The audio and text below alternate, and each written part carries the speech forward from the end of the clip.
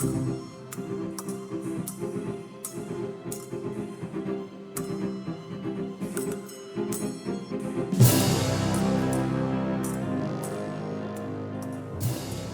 is the Sabre Coach Kate podcast, where I highlight the great thinkers, athletes, and coaches in the dynamic sport of Olympic fencing.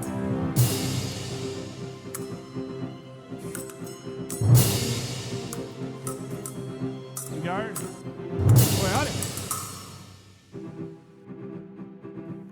My guest today is Kamali Thompson. Kamali is a very dynamic and determined individual who not only trains as an elite athlete, but is also in medical school. She very candidly talks about her training regimen and turning disappointment into success. A mere 3 weeks after learning she didn't make the Olympic team, she rallied and won the Division I Women's Sabre Championship. You'll learn about the village it takes to create an elite athlete and the journey that Kamali took, and is still taking, to reach the pinnacle of our sport. I had so much fun doing this interview.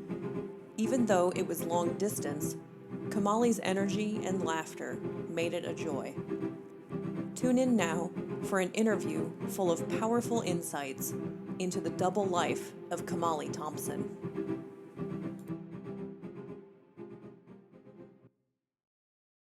Hello, everyone. This is the Sabre Coach Kate podcast, and with me today I have Kamali Thompson.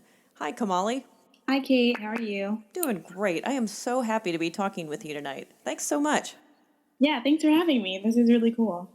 Yeah, I have admired you from near and afar over the years, and I followed your career, and we've gotten the chance to talk during competitions and also through Facebook Messenger about the trials and tribulations of being competitors. So I've really enjoyed getting to know you in a small way, and look forward to hearing your answers to these questions and getting to know you even better.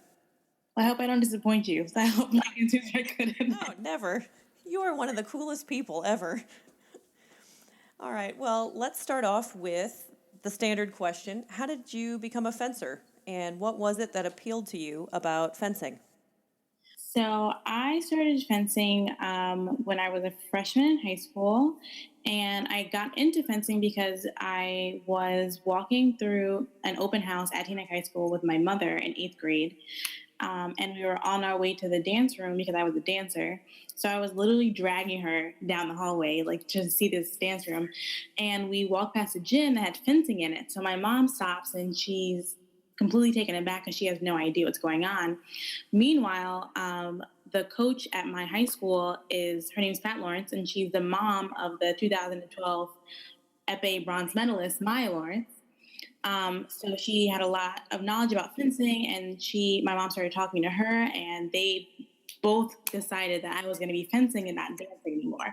So originally nothing appealed to me about fencing. The mamas took it over, huh? Exactly. So my mom decided it would be best for me to really differentiate myself in terms of eventually applying to college, adding different things to my resume. And she told me that everyone dances, but how many people are fencers? And at the time, I really just was very displeased with her decision, and I really wanted to dance. But after my freshman year, I realized that she was kind of right, and I saw that I wasn't really getting anywhere with dance. I wasn't, training at a high level. I wasn't, going to be a dancer or anything like that. So then I started spending more time on fencing and a little less time on dance. What kind of dance were you doing? So originally, when I first started dance, I did a lot of ballet and modern dance, and that's when I was going to my dance classes 5 times a week. And then I just started taking point lessons, but then I switched dance schools and just kind of stopped training as much and went to high school. And then in high school, we just did modern dance. We didn't do anything. We didn't get too fancy. Okay. Did any of your dance skills translate over to fencing? I think so. I think if I didn't dance when I fence, I would be a lot less coordinated. So I think a little bit of coordination, a little bit of grace. People say I'm very dainty when I fence. So I think that grace came into play, flexibility for sure. So in terms of lunging, all those were really natural movements to me. So I think that helped. Okay. Well, you are currently a saber fencer. Have you always only fenced saber, or did you try something else? I fenced foil for one day, and then they switched me to saber. Why? um. So looking at the situation, I was told, so Ms. Lawrence told me that she put me in saber because I was really fast, which is really true. I am really fast. But also there were a lot of freshmen that came in that already fenced foil and were really experienced. So I think actually it was kind of like a blessing in disguise because I would have been trying to compete with people that had years of experience, whereas no one in saber was doing that well where I couldn't catch up. Got it. Okay. That makes sense. What was your impression of foil when you did it for a day? I liked foil. I mean, I didn't really know too much of anything. So they Right. kind of gave me a weapon and they said lunge. And I was like, just when I first started fencing was so weird to me. I couldn't get over lemaze.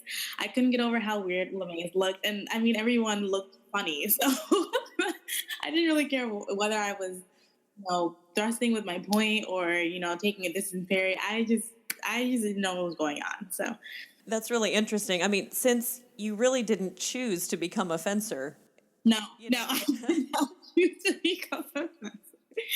Yeah, I see like a lot of Olympians who say, "Oh, I saw it on TV, and I told my mom I wanted to do it," and I was literally begging. I was like, "Mom, please don't make me do this."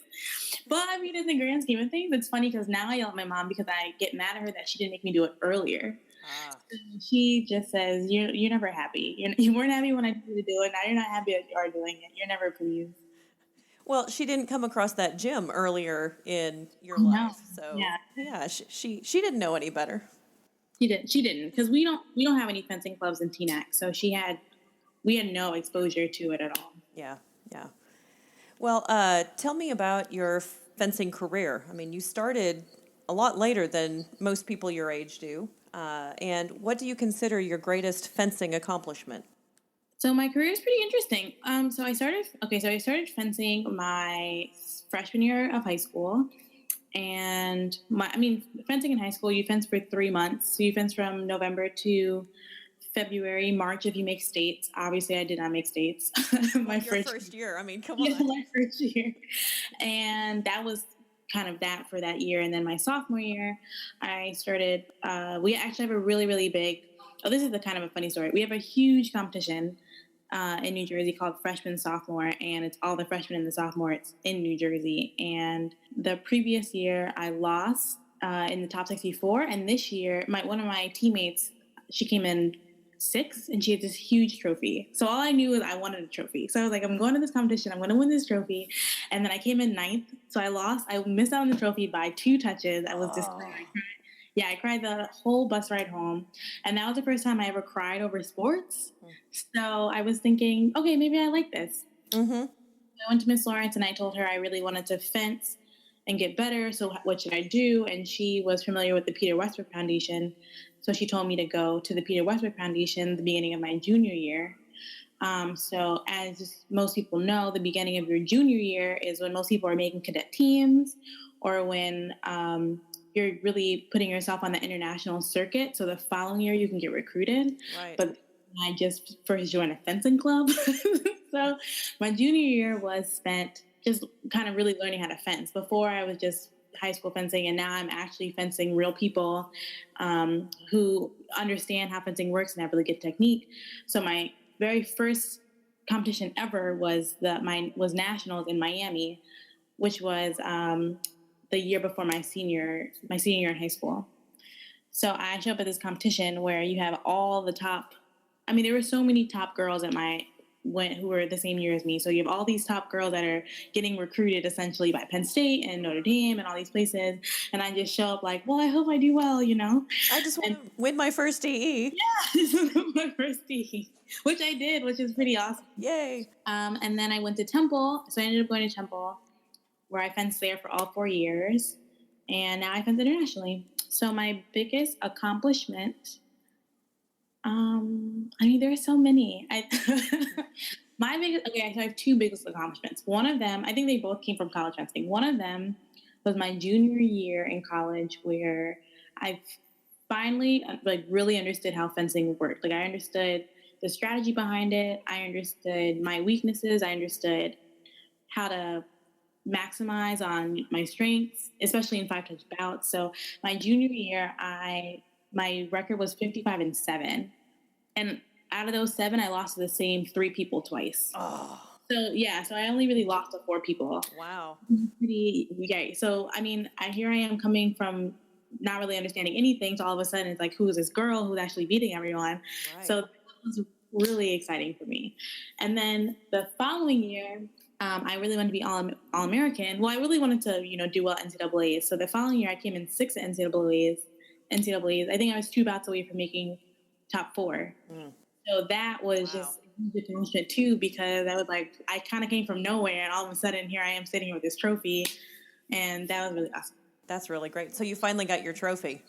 No, because the one for freshman sophomore is much bigger. It's a huge trophy. And I really wanted it. This is not fair. I know. And now the funny part to me is, I won national championships 2 years ago, and I got a T-shirt, which is nice, right? Because it's like, it's about the title. It's not about the extra gifts. But my brother, yes, it is. Yes, it is. Yeah, well, my brother won JOs, and he has this huge trophy sitting at our house now. And I'm just thinking, well, how come you get a trophy and I don't get a trophy? Well, and since he's your brother, I mean, does he lord it over you a little bit? No, he doesn't. Oh, okay, that's good. But he has more trophies than I have. So, wow. It's very unfortunate. Yeah, my mom tries to be nice, and she tries to place them so you can't tell who belongs to who. But I know that he has more trophies than I do. Right. Well, describe a typical training day for you as an athlete. What does it take to achieve the level that you've gotten to? Okay, so I can describe my athlete life, or I could describe my med school life. Which one do you want? Go for athlete first, and then I do want to talk about med school, but that'll be a little bit later. Okay, so last season when I was training for the Olympics, so the goal was to train twice a day, 5 days a week, sometimes on Saturday, but usually I referee on Saturday, so twice a day, 5 days a week. And what I would do was 3 days a week, I would wake up around 7. I would go to the gym for an hour and a half. Then I would get on the bus. I would be at my club by 12, and I would do drills with a couple of people in my club, like my training partners. So we do drills, and basically those drills would just be shaped around whatever my weaknesses were at the time. So if I can't land a long attack or attack at the end of the strip, then we're going to do drills for 2 hours landing the attack at the end of the strip. Wow. And they keep changing. So once I have that down, then we, make it more difficult, or we change the drill a little bit. And then from 12 to 2, I would do that. And then I would get lunch. And then I would come back for practice at 5, take class, and then free fence, where I wouldn't leave until about 9. And 1 day a week, I saw a sports psychologist for about an hour. Okay. 2 days a week, in between the drill and class session, I would go work out with my trainer for about an hour and a half or 2 hours. Okay. Wow. Well, the physical training part doesn't surprise me, but the sports psychologist part, I wasn't expecting to hear that. Is that pretty typical for elite athletes? Yeah, so it actually is really typical. And even for people who don't think they need it, you kind of just need someone to talk to in terms of what you're feeling. So if you go to a competition, like you leave the competition feeling something, even though you might be disappointed because you didn't do well, you might be angry because you haven't been doing well. Even if you're winning everything, some people have that thought, well, what if I stop winning? And because fencing is so mental, because you get to the same level as everyone eventually, and then it just becomes who can keep it together during the competition day.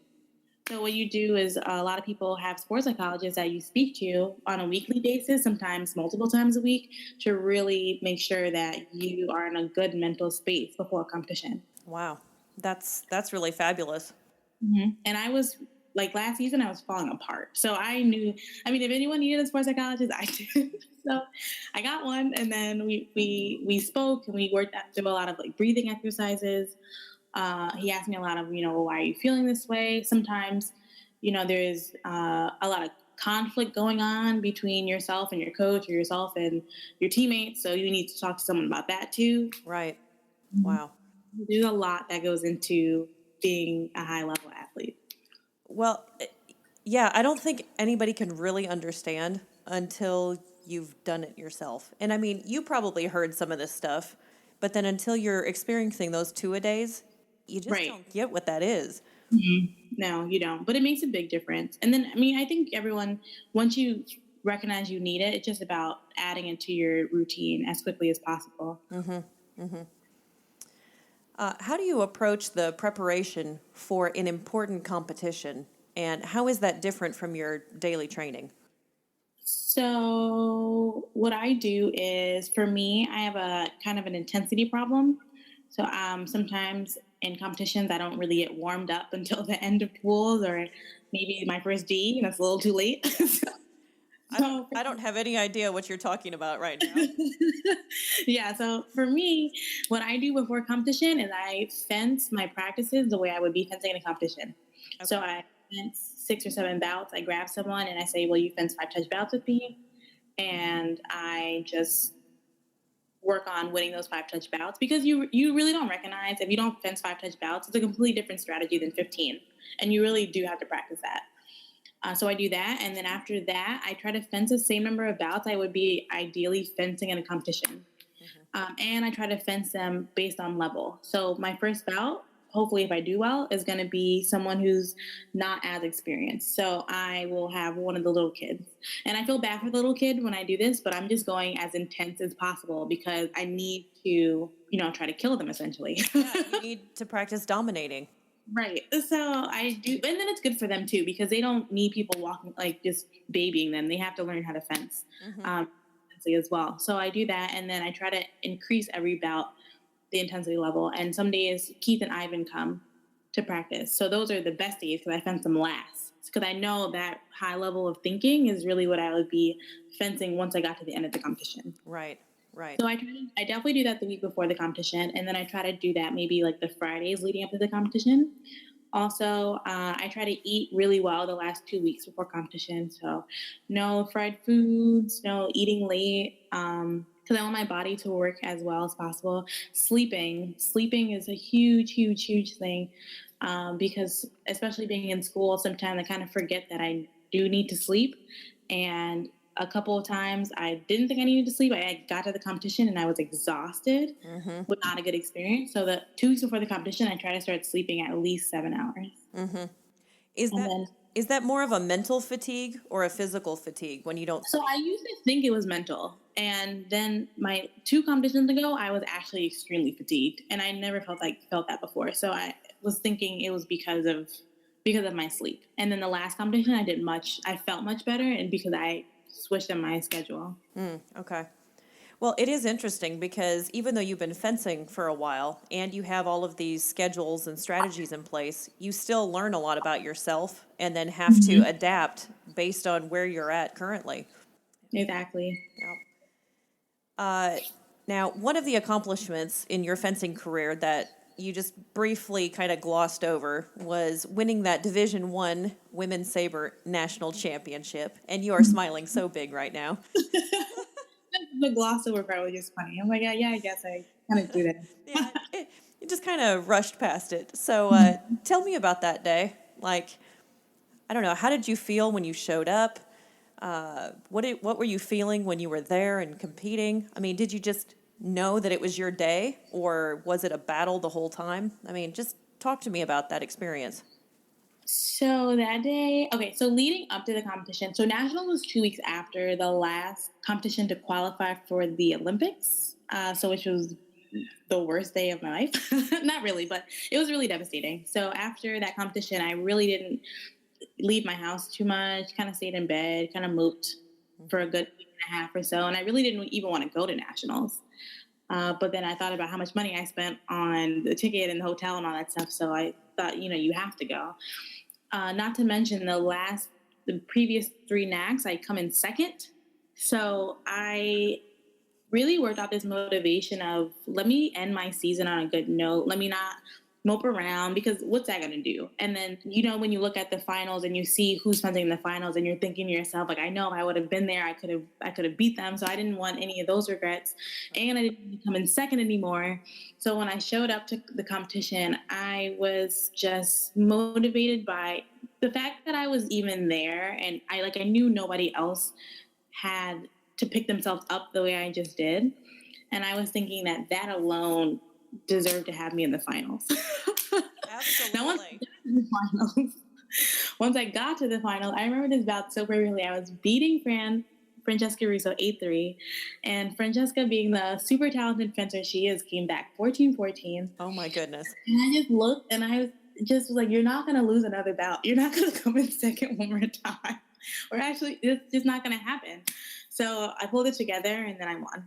And it was great. How did you get that this is not going to happen? I mean, how did you draw from within yourself and just have that determination at that crucial moment to do that? Because I think a lot of times what happens when you're fencing, you just have all these doubts and you have all these fears because, you know, if you're fencing 14-14 and the Olympics are on the line, well, what if I go for this action and it doesn't work out? Then I can go to the Olympics.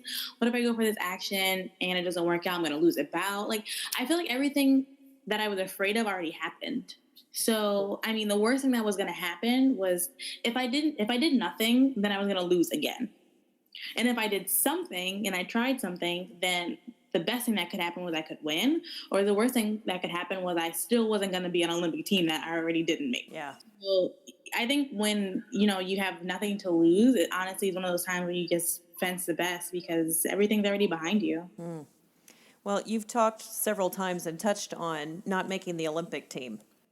Mm-hmm. And I can't even imagine what that must have been like. And then having to compete at such a high level just 2 weeks after you discovered that you weren't going to be able to go. You mentioned several times, you know, you just had to go. You just had to do this. But mentally, how were you able to get over that disappointment and turn it on strip? I don't think I was able to get over it. I definitely didn't show up to Richmond and think I wasn't 100% prepared. I think I was maybe even 10% prepared. That was one of the least mentally prepared competitions I've ever gone into. But I knew that I was going to feel worse if I didn't go.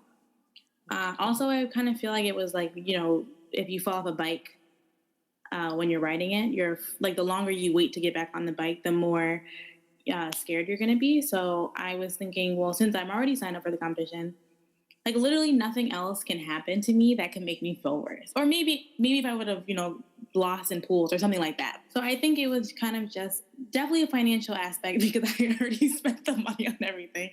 But it was just more so, you can't let fencing get you this down. Because at the end of the day, it's still a sport. At the end of the day, you know, you still have your health. That's what Peter tells me. He's like, you still have your health.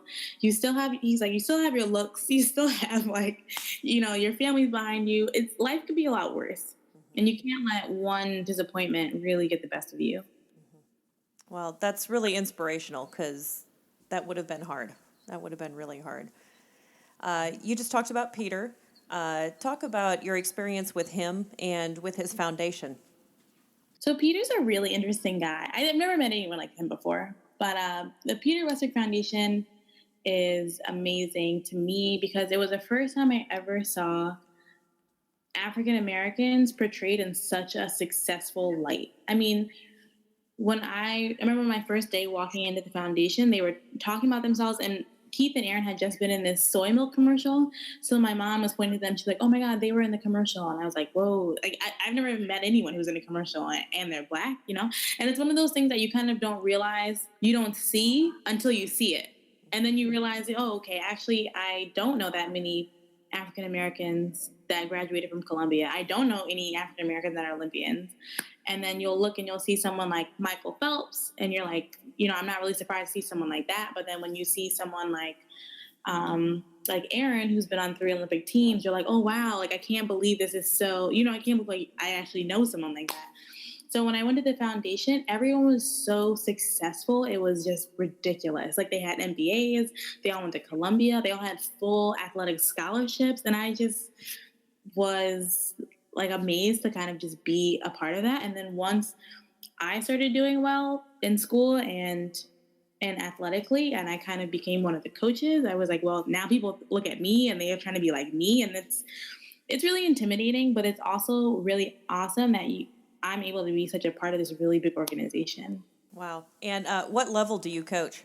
Are you with the beginners or? No. So, okay. So what happens is so on Saturday morning from 9 to 12, we have the entire Fencers Club space, and there are over 200 kids that come in every day.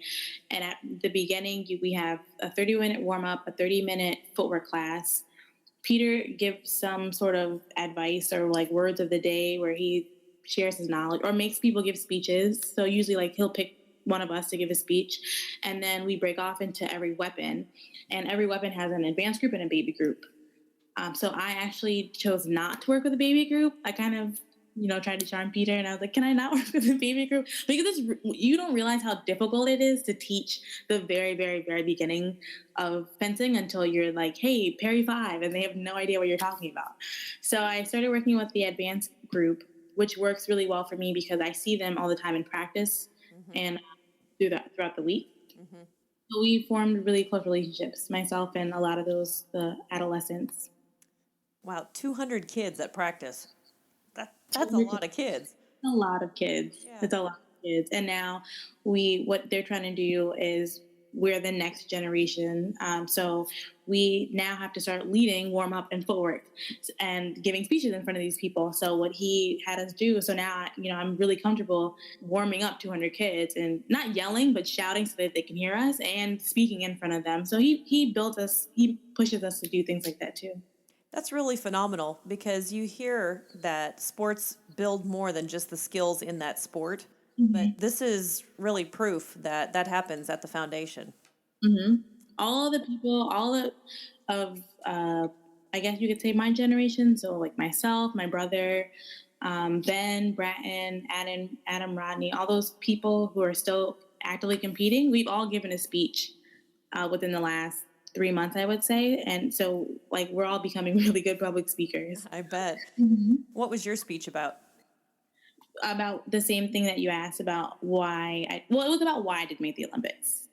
And he asked me to give that speech like 3 weeks after. So after nationals, he had me stand up and tell everyone. And I was really emotional because what happens is once everyone makes the team, they announce it to everyone, obviously, So Nzinga, Ipti, and Ben, Ben didn't make that team. But Ipti and Nzinga made the team. And then he had myself and Ben, who were pretty close, talk about why we didn't. So, I mean, when someone is standing there and getting all this, applause that you thought you were going to be getting or you wanted to get, it's really emotional. So I was like crying like 30 minutes beforehand, but then I gave a speech and it felt really good. It felt good to talk about it. It felt good to accept it and come to terms with it. Well, and it helps the kids see too that not everybody wins. Exactly. Because I think that's what I saw. I saw everyone who was, Keith was world champion. Aki was like the first American to ever be #1 in juniors in the world. So all I saw was this amazing accomplishments happening. So then I felt even worse when it didn't happen to me. But now other people can see it's, you don't get it the first shot. Right. And you persevere and you keep working hard and, you just keep trucking along. Right. Yeah. Tell me about some of your coaches, not just the foundation coaches, but maybe your high school coach, and the other people who have had an impact on your fencing. So two really important people. So Miss Lawrence is definitely, she's the reason I started fencing. Thank you, Miss Lawrence. But she also is, I don't even know how far we would have gotten because she was the one that sat down with my mom and explained how everything worked. So she points and she explained competitions and she explained you have to go to this to qualify for that. Because before, we had no idea what was going on. All I said was, hey, I want to go to the foundation and learn how to fence. And then Miss Lawrence sat us down and said, okay, if you want to get into college, you need this and that and third. So we would have been very lost without her. And Also, she was really good for last year too because she kept me sane. Because if I did, when you're fencing, especially Olympic year, and you don't have one result, you start freaking out naturally because you're like, well, I didn't do well and someone else did well. And she just sat me down. She's like, listen, it's going to be okay. This is how it works. You have good competitions, you have bad competitions. And she did the same with my mom, which was great. And then Coach Frank, so Nikki Frank is awesome. She's kind of like the female version of Peter, but she was great because she encouraged me to keep fencing. So when I got recruited to college, I really didn't understand how good people were. I had no idea that people had been on junior teams for 3 years in a row, and then that's how they got recruited. So here I am. I made 2 top 32s in cadets, and I showed up. Yeah, I showed up to Temple like, well, I really like fencing, so can I start? And then she said, yeah, you can start. And because she gave me so much exposure, that's how I got better. If I would have been sitting on a bench like I would have been anywhere else, like I definitely wouldn't have gotten better. And she was great because she always kept me in line. Like, I mean, I never fell out of line, but she always pushed me more than I wanted to push myself with everything. So fencing, with school, if she saw me hanging out with someone she thought was the wrong person, she was telling me, you don't need to be hanging out with them. You just need to be the best person you can be. And she's definitely part of the reason why I am the way I am now. So thanks, Coach Frank. What are you like as a fencer?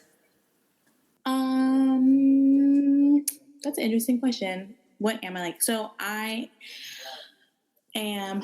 really fast, right? I'm a little too fast for my own good. It gets me in a lot of trouble because I think I'm normal speed, and everyone else tells me you're one of the fastest women saber fencers ever. So, so you know what I mean? If you think you're one speed and everyone else and you're flying 80 miles an hour at someone, it could be good, but it could get you in trouble. Yeah. So I'm fast. I'm really like dainty. So I don't cut hard. I don't like when people hit me hard. I kind of won't stand for that, especially when we're in practice. I am really mental, but I'm also kind of an overthinker. So sometimes I will think for people in bouts, and that is why I lose to people in the first round. And I just don't understand. I'm like, well, they were supposed to do this when I did that. And someone else will say, well, they just lunged at you 15 times. And I don't know why you thought they were going to change. So that's interesting, but they're not fencing right. Right. I'm like, well, if I just parried you 3 times, why would you keep cutting straight? Listen, I don't know why they would, but they are. So just do something. Deal with it. Right, exactly. So I'm an overthinker, but at the same time, when I find someone who thinks the same way I'm thinking, I think it's a lot of fun in terms of fencing them. Would you like to coach yourself? No. No? I mean, I don't know. I wouldn't be a bad person to coach because I think I listen. So I think if you tell me, hey, I think you should do this, I will do it. But at the same time, I get so, I beat myself up so much, I think it would be really hard to watch. Oh, yeah. You know what I mean? And I think it would, especially because Aki's my coach, and he's all about experience because you learn from experience. So if I lose to someone in the top 16, or not now, but maybe a couple years ago, I'm beating myself up, and he's over here like, well, they've been fencing for 15 years. It's not your fault. So I think that would be really difficult to watch. You have someone who's really trying and someone really passionate, and you just know that they aren't winning yet because they can't, not there yet. Yeah. Coaching's out of my cards. I'm not going to be a coach. Famous last words. I'm not going to be a coach. No, you have other plans, and we're about to that part of the interview. I really can't wait to hear about your just what goes on in medical school and what your plans for the future are. But real quick, what is your favorite way to cross train? Like when you're not doing your 2-a-days, or you're not at the fencing club. Is there something that you like to do to cross train? So I don't do anything right now other than what I kind of discussed, but I really would like to get back into dancing. So now that I moved to New York City and I have the city's my oyster, essentially, I really want to find some dance classes because I think that's perfect. I don't like cardio, so I don't run. I just can't. I don't do it. So I need something where I keep moving, but dancers, they have really great bodies. They have great strength. So I think that would be really good for me to get back into. And which form of dance would you choose? Probably hip hop. Yeah, I did a little bit of hip hop when I'm like squeezing my fingers together, like, oh, when I was in high school. But I watch a lot, actually. So this is random, weird fact. So I really enjoy choreographing dances, Oh, and am like when a new song comes out that I really like, I'll choreograph the dance. And for whatever reason, before I fence, when I think about that choreography, it kind of like settles me. Yeah, random. well, So but I'm not surprised because didn't they invent ballet to train for fencing or something like that? I don't know about that. I know there's some sort of link between Yeah, dance and fencing. there definitely is. Well, they say it's like a art, so maybe the movements. But that doesn't mean all fencers are good dancers, and that doesn't mean all dancers are good fencers. That's true. That's true. Okay, I am dying to know about how you managed to do med school and all of the things that you've just talked about. So you've just finished your third year of medical school. So how can you possibly train for fencing and accomplish all the things a med student needs to do? You mentioned the need for sleep. I mean, I'm surprised you managed to fit that in too. Yeah. Okay, so first and second year of med school, actually, now that I think about it, wasn't that difficult because all you do is sit in the classroom pretty much. You sit in a classroom and you study on your own, and they have all of the lectures recorded for us. So I used to go to class all the time, and then I just realized it wasn't working because the speed that you in med school. Okay, so in med school, you go through things so quickly, it's insane. I took one class in college about like the biology of cancer, and all the information I learned over one semester was 1 hour's worth of lecture in med school. 1 hour. Whoa. Yes. Everything is like that. So I stopped going to class and I just started listening to the recording so I could do it at my own speed. But since I was doing that, now I could do, I can go to practice whenever I wanted. Right. I just had to, I had enough time to study. So that was first and second year. Third year was a completely different monster because now you're in the hospital. So now you're in the hospital and it's difficult because you operate on the residents and the doctor's time. So if, usually the day is it depends on what rotation you're in, but let's say if you were there from 8 to 4, you are supposed to leave at 4, but if there's something really cool they want you to see, you might not leave till 6 or 7. Right. So for me, it was difficult, but what I did was I set a goal of just trying to get to practice 2 days a week. And anything else that I would get to would be additional in my mind, so I wouldn't get too upset about it. Also, they grade you based on how you do in the hospital and like your behavior and your attitude.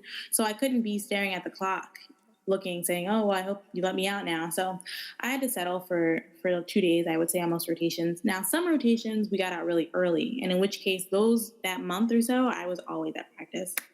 And I told everyone who I practiced with, hey, I'm definitely going to be there this month, so let's try to be as efficient as possible. How many rotations have you done?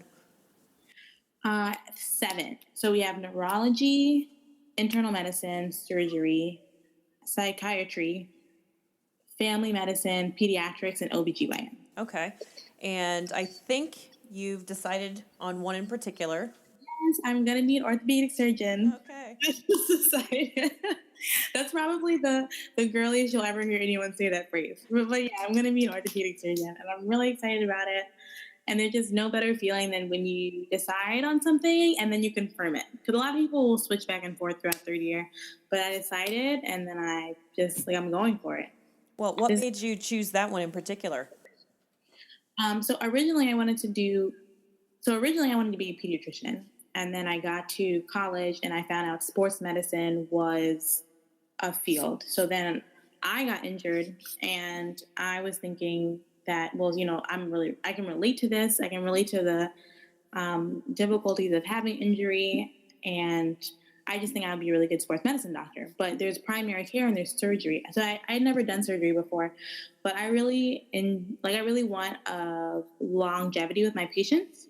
So I don't want to just see someone and do a surgery and then never see him again. So that's why really like surgery. But once I got to surgery, I was just like, this is actually amazing. We're really like cutting people open, fixing them. And then that's like, this is actually amazing. And then orthopedic surgery is good because a lot of times people will come in with these problems that aren't necessarily surgical. So they might need splinting. They might need you to like put them in a cast, or not cast, but like splinting. So when I fractured my thumb, I just needed a splint. They made the splint, and then I just kept coming back to them. So that kind of will give me the longevity that I'm looking for. Mm-hmm. At the same time, I can cut people open and fix them. And The look on your face as you say that it's so funny. and it's a little disturbing how much I like it, but I worked with this one pediatric oncologist, and he let me do a bone marrow biopsy. And basically what that means is you stick this really big needle in someone's hip, like in their bone. Ouch. While they're sleeping. Okay. And you take out a chunk of their bone. And like the satisfaction that I get from that is pretty odd. But I'm just like, I'm a bone girl. I'm a bone and joints girl. So that's what orthopedic surgeons do. It's really obvious in your face that you've chosen the right path. Yeah. Yeah. And not everybody can say with such, determination, no, this is who I'm going to be. And how satisfying to know that you found your path. It's really satisfying, especially because I've met during third year, I've spoken to a lot of people, and people just seem really unsure. And that doesn't really make sense to me because, I mean, in medicine, once you pick it, you're doing that for the rest of your life. Yeah. So, I mean, I'm taking a year off because in surgery, you need to do research. They just really value it as a part of your application, and I haven't done any because I've been traveling and whatnot. Mm-hmm. But a lot of people I know or spoke to are still unsure. So I was trying to convince them to take a year off because I'm like, well, why would you go into a residency when you aren't really 100% positive you know what you want to do? So I don't know. I say you definitely should know what you want to do. Every day this week, I've had to wake up at 4:30. But I was really excited about it because I love what I'm doing. So, that is the key to happiness right there. It is. Yep. It is. Yep. You just love what you do. Yeah, you love what you do, and then you have no problem waking up early. Yeah. I know we always joke around because we actually wake up earlier on the weekends when it's time to coach for tournaments than we do during the week for our actual jobs. Yeah, it's the same kind of thing, Right.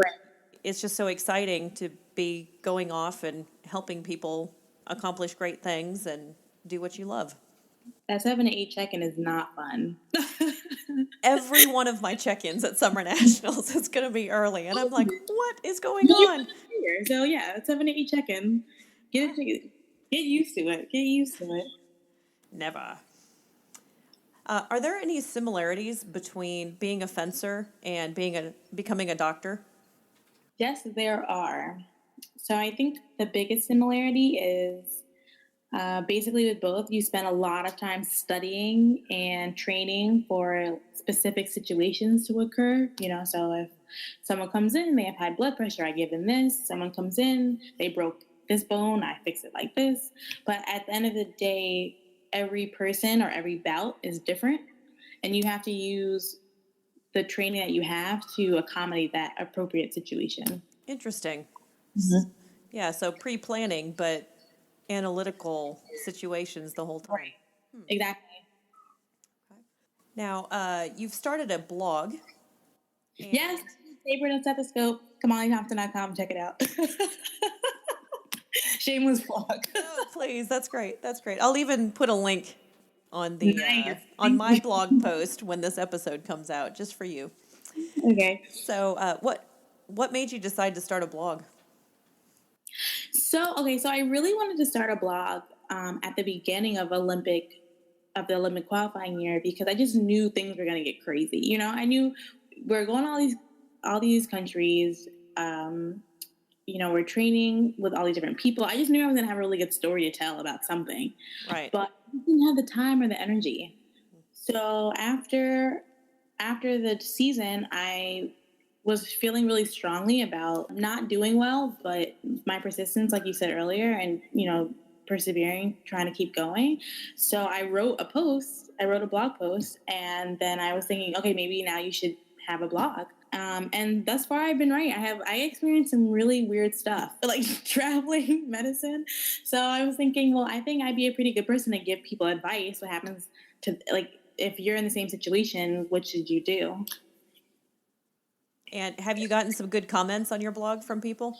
Yeah, so not so much on my blog. So anyone out there who wants to start a blog, blogging is a little difficult, just so you know.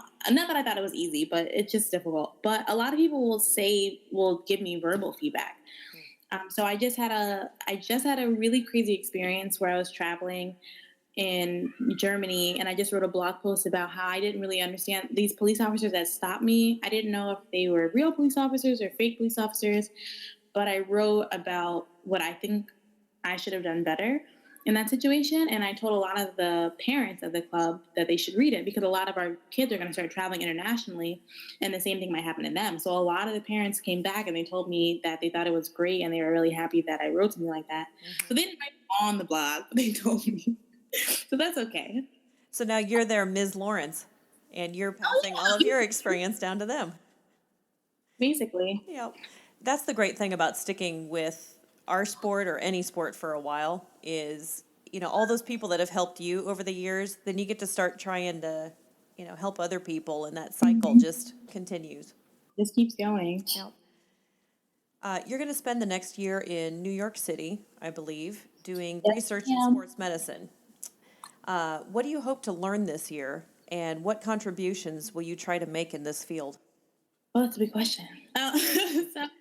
So this year, so because I just kind of dipped my toes into the orthopedic surgery waters, you could say, I don't really know much. So for my surgery rotation, I spent 6 weeks on general surgery and I spent 2 weeks on orthopedic surgery.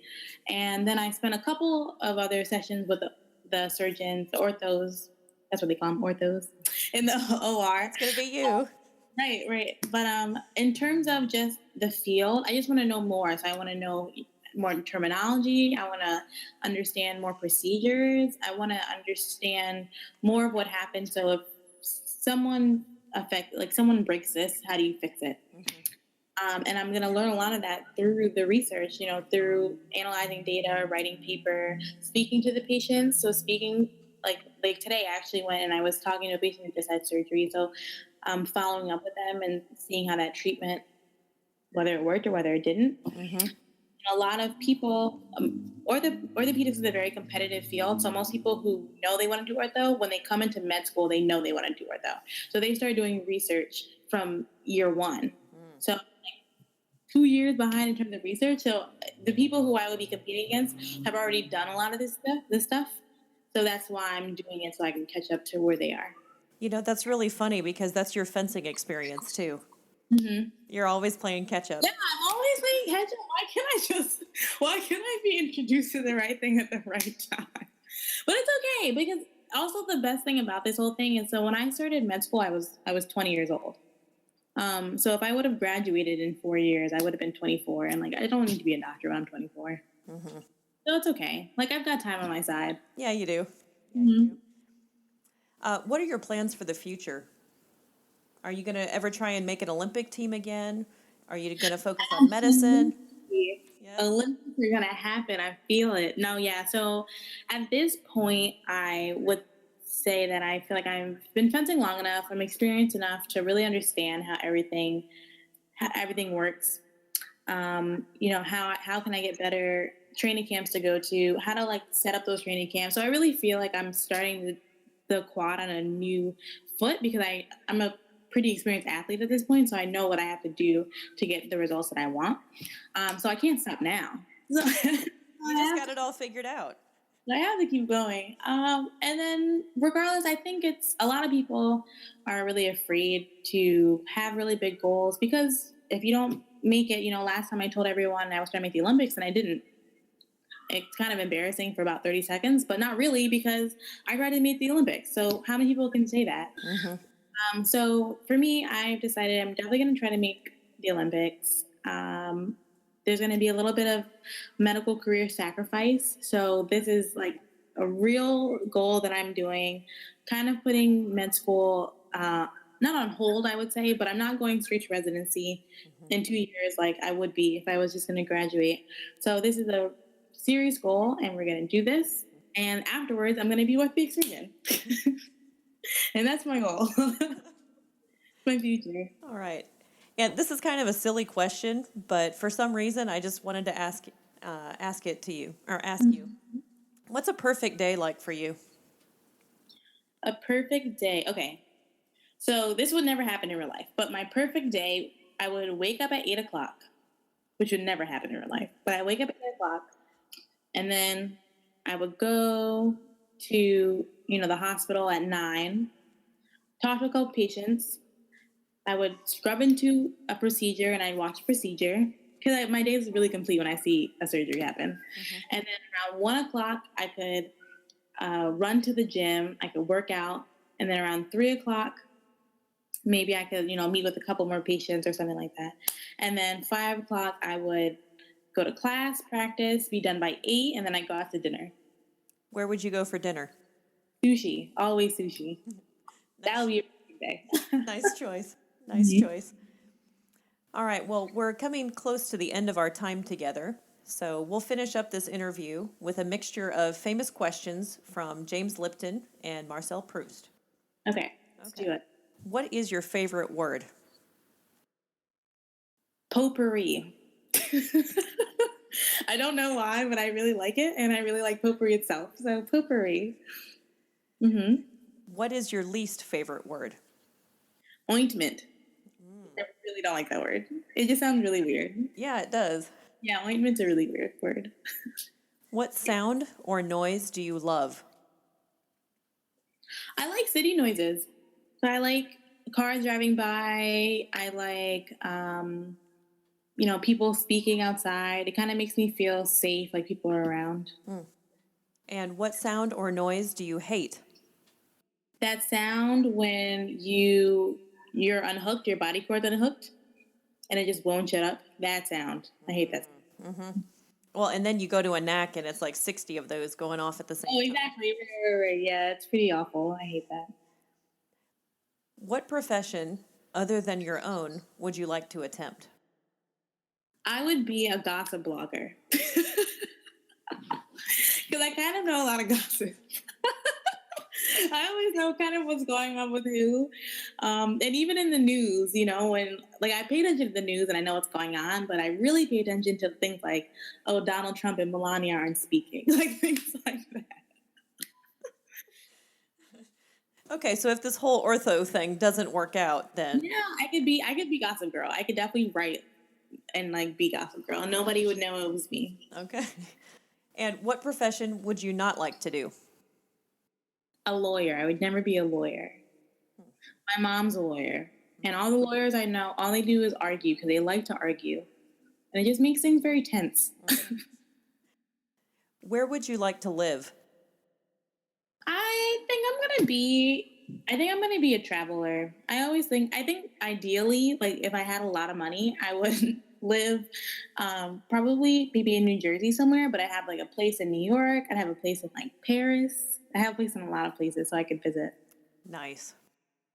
What do you value most in your friends? I like my friends. I need my friends to be as ambitious as I am.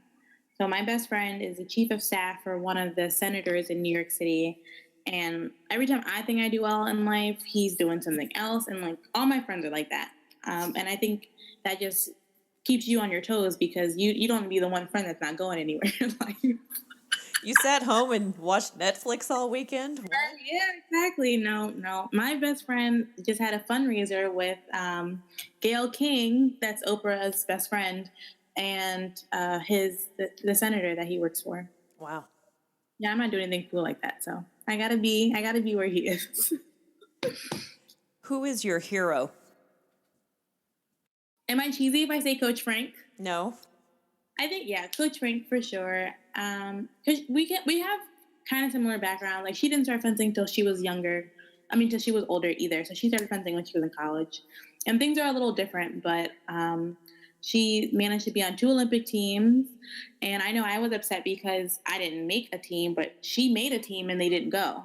So I couldn't even imagine how upsetting that would be. Yeah. So I spoke to her about that, and she's just a really positive woman who just tries to change the world one temple fencer at a time. And I really respect that. And the last one, what is your motto? My motto, so I actually just made a new one. So my motto is, I am ready to succeed today. And I wrote it on my wall, and every day I wake up, that's what I see first. And regardless of whatever just happened, or even when I come in, because I just had a really bad day, I'm ready to succeed today. And there's no question about that. That's a wonderful thought. Kamali, this has been such a fun interview. The time has just flown by. Thanks, Kate. Yeah, I'm just full of laughs, so that's what that's about. Thank you so much for your time and for all of your insights. Thank you. Thank you for having me. Once again, I'd like to thank my friend Tony Escueda, who does all of the editing of the interviews of this podcast and also created all the music for it. Thank you as well to my husband David Sierra, who created the logo for this podcast. Also thank you to my sponsor, Cutting Edge Fencing, who provided the funds for my Sabre Coach Kate podcast swag that I will have with me at every tournament that I will ever attend ever again. And most of all, thank you so much to everyone out there who is listening regularly to this podcast, or to my new listeners who have just started tuning in. As of this morning, my podcasts have received a total of over 2,000 downloads, which is way more than I thought would ever happen. So thank you so much to all of you out there who are listening and are encouraging me to continue this project. Make sure you visit Kamali's blog at KamaliThompson.com, also titled A Sabre and a Stethoscope, for articles about her double life as an elite athlete and medical student. For general articles about fencing and my own personal take on our sport, you can visit my blog at sabrecoachkate.wordpress.com. Any ideas for interviews, comments, or feedback would be appreciated. You can email those to me at sabrecoachkate@gmail.com.